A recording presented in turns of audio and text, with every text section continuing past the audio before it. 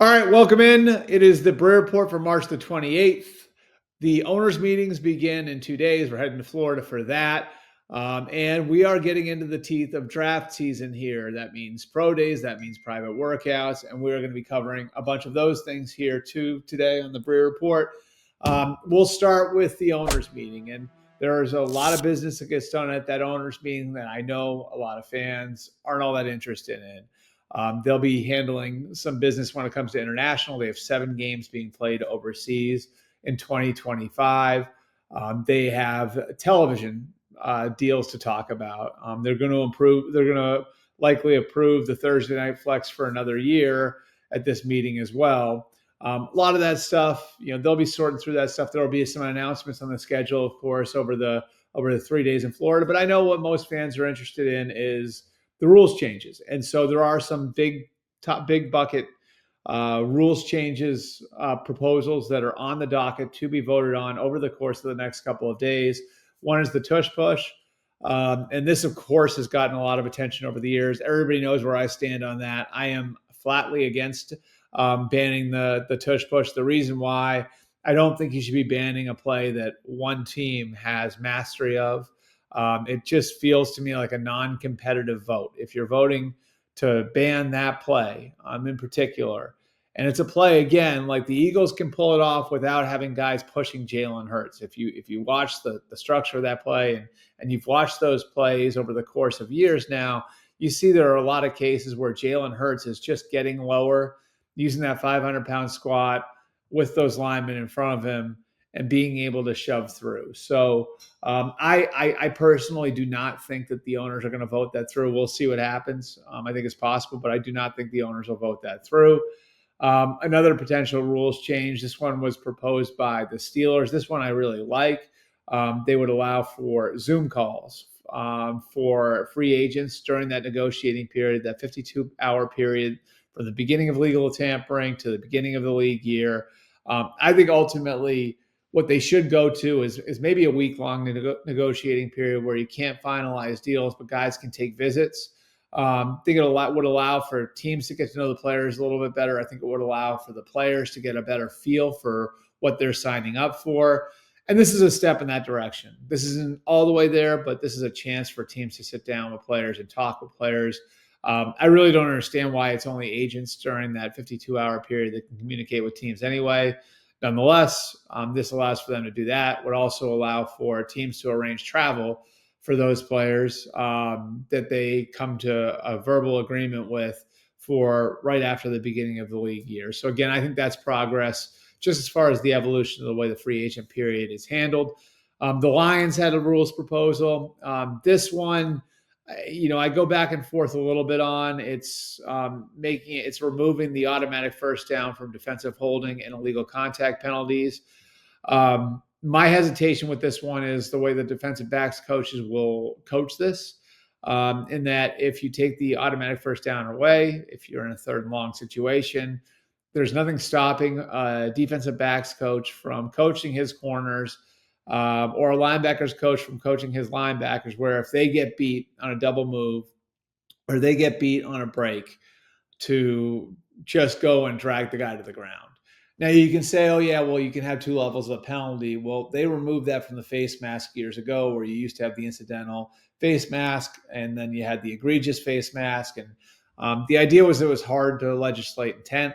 I think that's, this would be in that category as well. So I don't know whether or not they're going to vote this one through. I would personally be against it. I don't mind the automatic first down being part of this rule. Just again, because of that unintended consequence. And then I think the other rule that you got to take a look at here is the overtime rule. And what they're going to do with the overtime in 2025 potentially is take the playoff rule to the into the regular season. I don't mind that. I think that'd be something I'd be in favor of too. So it's the same rule across the board. I am interested to hear what the broadcast partners have to say on this. The broadcast partners really like to keep the games within the broadcast windows as much as possible. So the potential that this could extend games out, even if it's just a few games a year, could be a problem for the broadcast partners. And then finally, there's the kickoff. It's making the kickoff permanent, the new kickoff permanent. It's also, and this is I think an interesting nuance to it. It's taking the touchback and moving it to 35 so you get more kickoffs returned. They did get a lot of the result that they wanted. This is a player safety measure, of course. If you look at the past data, what it would tell you is that the injury rate on the kickoff was about double what it was on a normal play from scrimmage offense or defense. And the new kickoff, at least the early data, and again, this is a smaller sample size because it's only a single year, but the newer data shows that it's about equal to what a normal play would be, which is what they were looking for, which is why I think they'll vote this through. And again, like I think the idea is to put the kickoff back in the game. And if you have a play that has the same injury rate as a normal play and you want to put the kickoff back in the game, I don't think there's anything stopping you from moving the touchback to try to promote more guys running the ball taking the ball out. So that's where we are at with all of that. I think you have a mixed bag as far as rules changes passing and rules changes being voted down. Pro day season. We're in the middle of pro day season right now. This will be our second topic. Penn State's pro day is today. I'm a little disappointed. Abdul Carter isn't quite recovered from that shoulder yet, so he's not going to run a 40. There were people that felt like he had a chance to run in the 4.3s, which is obviously an incredible time, would be an incredible time for a defensive end. We don't get to see whether or not he's going to do that. I was looking forward to that personally, selfishly. And again, like this is a guy who's such a great prospect. He really doesn't need to run the 40, but just the idea of him pulling something like that off, that would have been a fun thing to chase today, to try to figure out whether or not he was in the 4.3s and the stopwatches of those scouts.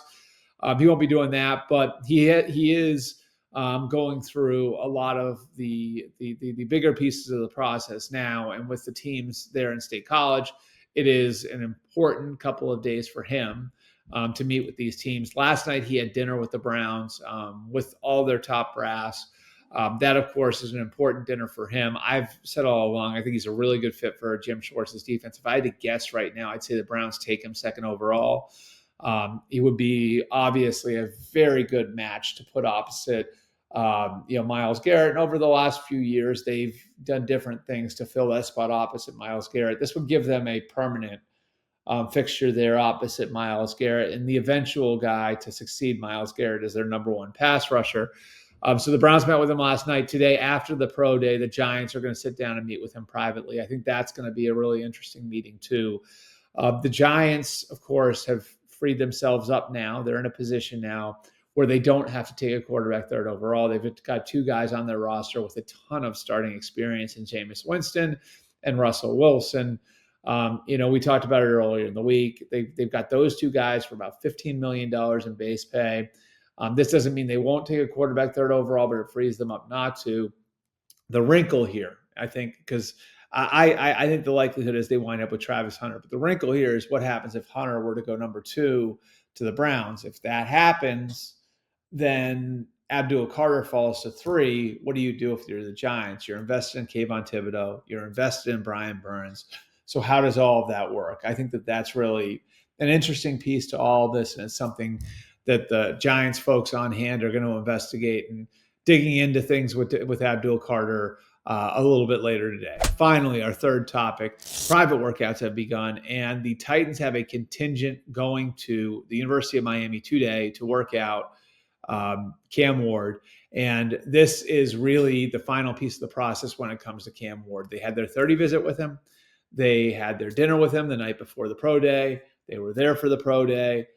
The full crew is now going back to Miami to work out Cam Ward today. It's the president of football operations, Chad Brinker. It's the GM, Mike Borgonzi. It's assistant GM, Dave Ziegler. It's the head coach, Brian Callahan. It's the offensive coordinator, Nick Holtz. It's the quarterbacks coach, Bo Hardigree. The whole crew is there. And this is significant to me because this is the point that they wanted to get to before they entertained trade offers.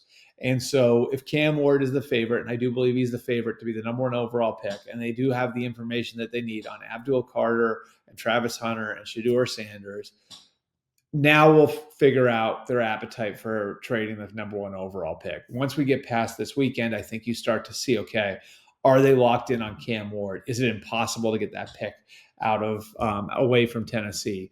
I think this final piece of the process helps inform the Titans on how they're going to handle the rest of it. Appreciate you guys coming out. Next time we check in with you, it will be from those owners meetings in Palm Beach. Looking forward to that. We'll have all the rules changes covered for you. The coaches breakfast, I believe the AFC's on Monday, the NFC's on Tuesday. So there will be some news to come out of those too. Probably have some schedule news we usually do coming out of the owners meetings. Excited to cover all of it with you guys. Be sure to be back here next week.